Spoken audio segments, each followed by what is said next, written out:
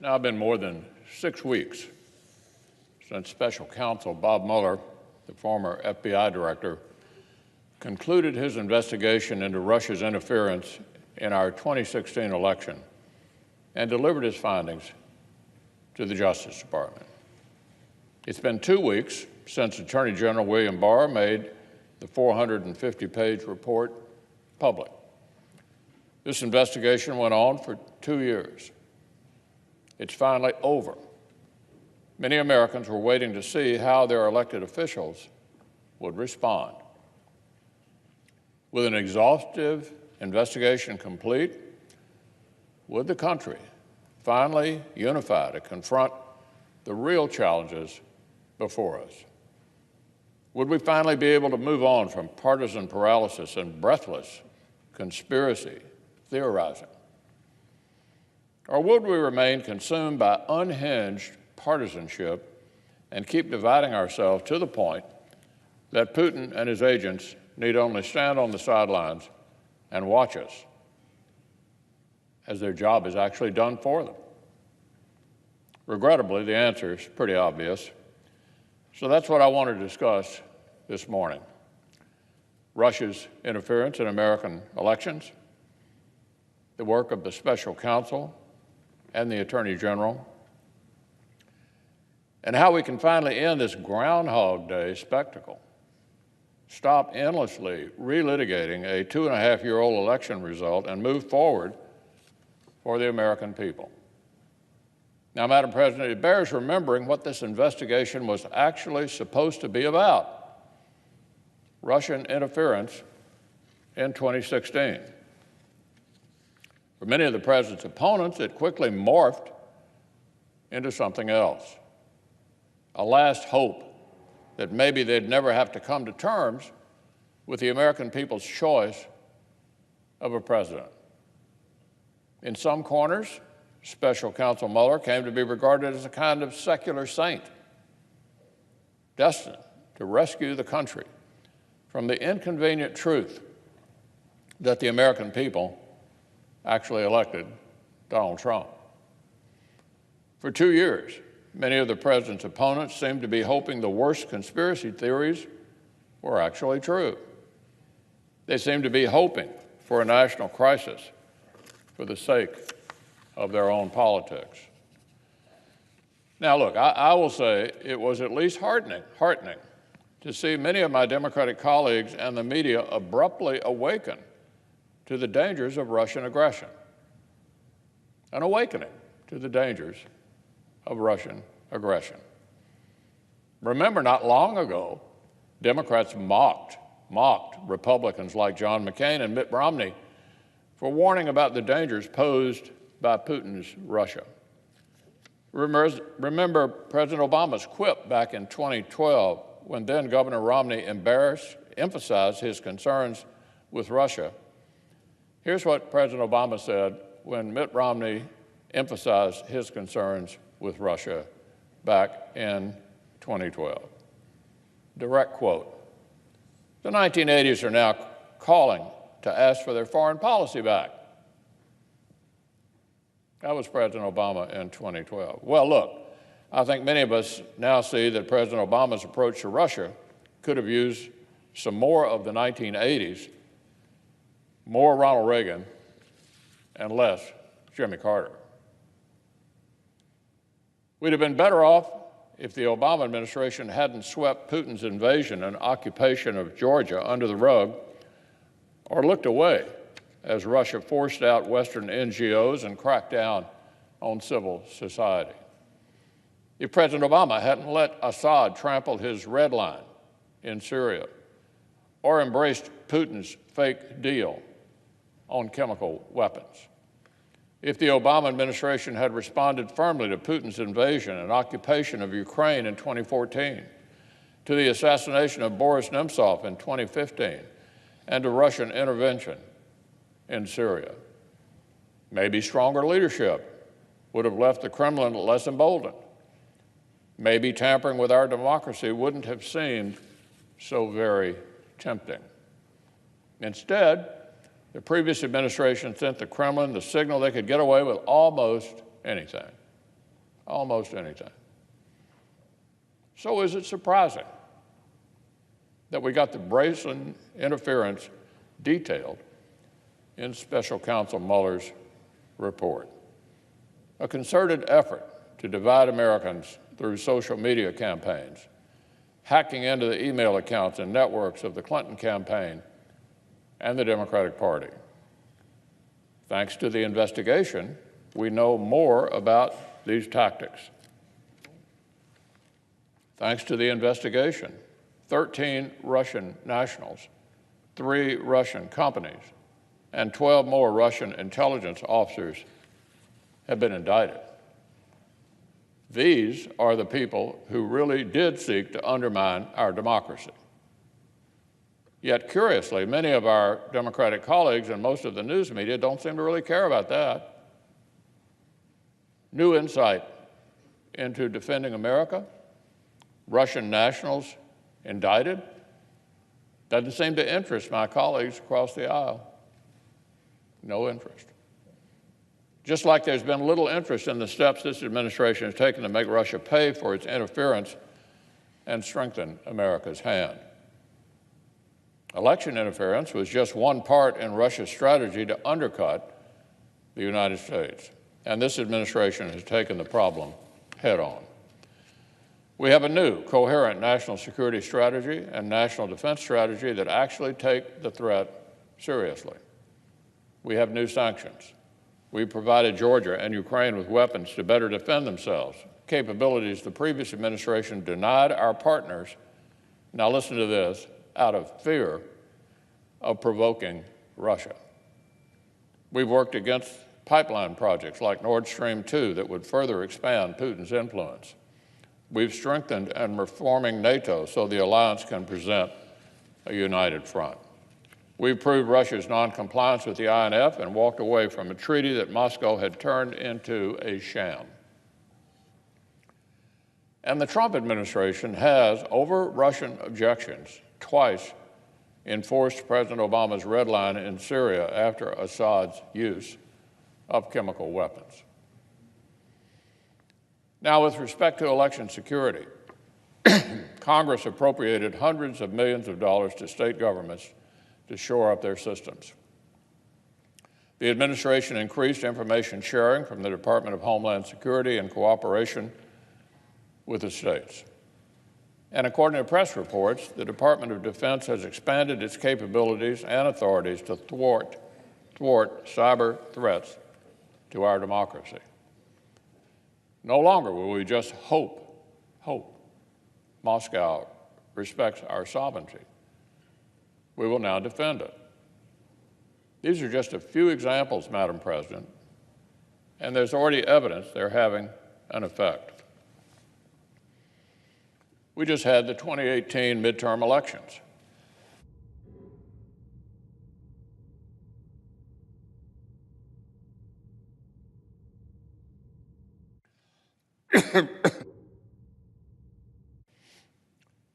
We just had the 2018 midterm elections. Thanks to this administration's leadership, all 50 states and more than 1,400 local election jurisdictions focused on election security like never before. DHS provided resources to localities for better cybersecurity, and private social media companies monitored their own platforms for foreign intelligence interference. Thanks to efforts across the federal government in 2018, we were ready. That clearly is progress. The Mueller report will help us. So will the upcoming report from the Select Committee on Intelligence. These threats and challenges are real. Our responsibility to strengthen America is serious, and it requires serious work.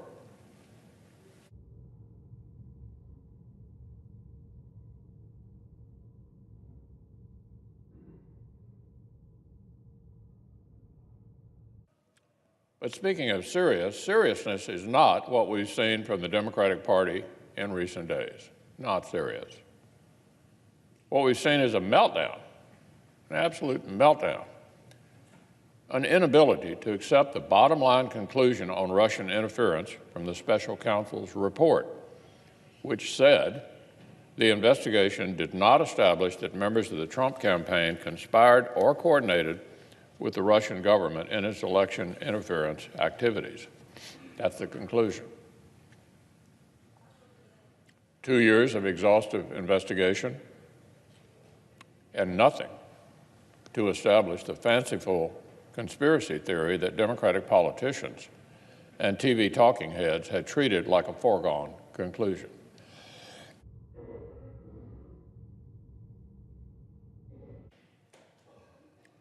They told everyone there had been a conspiracy between Russia and the Trump campaign. Yet on this central question, the special counsel's finding is clear. Case closed. Case closed. This ought to be good news for everyone. But my Democratic colleagues seem to be publicly working through the 5 stages of grief. First stage is denial. Remember what happened when the Attorney General released his preliminary letter describing the special counsel's bottom line legal conclusion? Denial. Immediately, totally baseless speculation that perhaps Attorney General Barr hadn't quoted the report properly. But then, Madam President, comes stage 2, anger. Anger. Welcome to Washington in recent days. The Democrats are angry. Angry that the facts disappointed them. Angry that our legal system will not magically undo the 2016 election for them. And they've opted to channel all their partisan anger onto the Attorney General. Onto the Attorney General. They seem to be angrier at Bill Barr for doing his job than they are at Vladimir Putin. This is a distinguished public servant whose career stretches back almost 50 years. He's widely respected. Nobody claims he has any prior personal allegiance to this particular president. And why are they angry? Why are they angry? Did the Attorney General fire the special counsel or force him to wind down prematurely? No. Did he sit on the Mueller report and keep it secret? No. He quickly reported out its bottom line legal conclusions and then released as much as possible for the world to see. Did he use redactions? Did he use redactions to mislead the public? No. Working with the special counsel's team, he released as much as possible within standard safeguards. So it's hard to see, Madam President, the source of the anger. Maybe our Democrat colleagues are thinking of some strange new kind of cover-up, where you take the entire thing you're supposedly covering up and post it on the internet.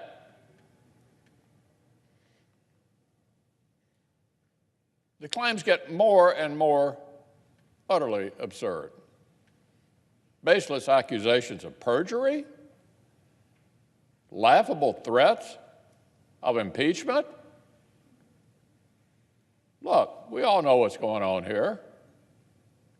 This whole angry barrage that Democrats had prepared to unleash on President Trump, except the facts let them down. The facts let them down. And so the left has swung all of these cannons around and fired them at the Attorney General. Not for any legitimate reason, just because he's a convenient target. So look, Madam President, there's this outrage industrial complex. Outrage industrial complex that spans from Capitol press conferences to cable news. They're grieving. They're grieving that the national crisis they spent 2 years wishing for did not materialize. But for the rest of the country, this is good news. Bad news for the outraged industrial complex, but good news for the country.